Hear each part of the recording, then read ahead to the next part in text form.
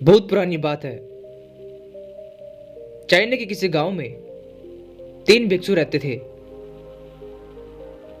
उनका नाम किसी को नहीं पता था, क्योंकि उन्होंने कभी भी अपने बारे में बताया ही नहीं। उन्होंने कभी भी किसी बात का जवाब नहीं दिया। चीन में बस उन्हें तीन हंसते हुए भिक्षुओं के नाम से जाना जाता था। वे तीनों सिर्फ एक ही काम करते थे। एक गांव में प्रवेश करते, बाजार के बीचों बीच खड़े होते और हंसना चालू कर देते। अचानक लोगों का ध्यान उनकी तरफ खींचा चला आता और धीरे धीरे उनके सामने लोगों की भीड़ जमा होने लगती। वे इतनी जोर से हंसते थे कि उनकी हंसी को देखकर सारा गांव हंसने लग जाता। जब वह पूरा गांव हंसी के समुद्र में डूब जाता तो वे दूसरे गांव में चले जाते। वे न तो कुछ बोलते थे और न ही कुछ उपदेश देते थे। वे जहां भी जाते अपनी हंसी से ऐसा माहौल बना देते कि लोग अपने सारे दुख दर्द भूलकर बस हंसने लग जाते। धीरे धीरे चाइना के लोग उन्हें बहुत प्यार करने लगे और वे पूरे चाइना में फेमस होते गए, थरी लाफिंग मोंग के नाम से। चीन के लोग उन्हें बहुत प्यार करते और उनका सम्मान करते। इससे पहले और उनके बाद भी कभी किसी ने इस तरह प्रचार नहीं किया कि जीवन केवल एक हंसी होना चाहिए और कुछ नहीं। वे बस हंसते थे, जैसे कि उन्होंने ब्रह्मांड को मजाक समझ लिया हो।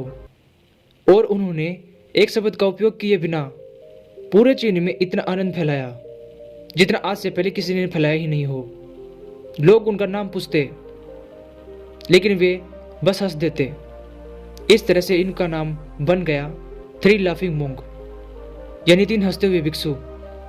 पूरे चीन में घूम घूम कर लोगों को हंसाते हुए समय के साथ साथ ये तीनों बूढ़े हो गए। एक रात जब ये एक गांव में ठहरे हुए थे तो उन तीनों में से एक भिक्षु की मौत हो गई। पूरा गांव स्तब्ध रह गया। पूरा गांव बहुत ज्यादा उम्मीद कर रहा था, क्योंकि उन्हें लगता था कि जब उनमें से एक की मृत्यु हो गई होगी तो बाकी दो भिक्षु बहुत रोएंगे। यह देखने लायक होगा, क्योंकि किसी ने उनके रोते हुए कभी नहीं देखा था। जब सुबह हुई तो पूरा गांव इकट्ठा हुआ, लेकिन दोनों भिक्षु तीसरे के लाश के पास खड़े रहकर जोर जोर से हंस रहे थे। ऐसी हंसी जैसे उन्होंने आज से पहले कभी न हंसी हो। गांव के कुछ बड़े बुजुर्गों ने उन्हें बहुत समझाने की कोशिश की। यह आपका साथी था, उसकी मृत्यु पर आपको हंसना नहीं चाहिए।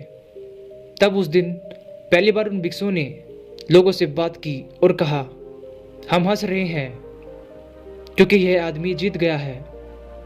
हम हमेशा सोचते थे कि कौन पहले मरेगा, लेकिन इस आदमी ने पहले मरकर हमें हरा दिया। हमें अपनी हार, उनकी जीत पर हंसी आ रही है। इसके अलावा ये कई वर्षों तक हमारे साथ रहा। हम एक साथ हंसे। उसे अंतिम विदाई देने का इससे बेहतर तरीका और क्या हो सकता है। हम तो केवल हंस सकते हैं। लेकिन पूरा गांव उदास था। जब मृत भिक्षु के शरीर को अंतिम संस्कार के लिए चिता पर लेटाया गया तो सारे गांव वालों को एहसास हुआ कि शेषवे भिक्षु केवल मजाक नहीं कर रहे थे। वह तीसरा जो मृत था वह भी हंस रहा था। चीन में यह प्रथा थी कि जब एक इंसान की मृत्यु हो जाती है तो उसके पुराने कपड़े उतारकर उसे नहला धुलाकर नए कपड़े पहना दिए जाते थे। लेकिन मरने से पहले उस भिक्षु ने अपने साथियों से अपने कपड़े न बदलने के लिए कहा था। तीसरे भिक्षु ने कहा था, मुझे स्नान मत करवाना, क्योंकि मैं कभी अशुद्ध हुआ ही नहीं। मेरे जीवन में इतनी हंसी आई कि कोई अशुद्धता जमा ही नहीं हुई।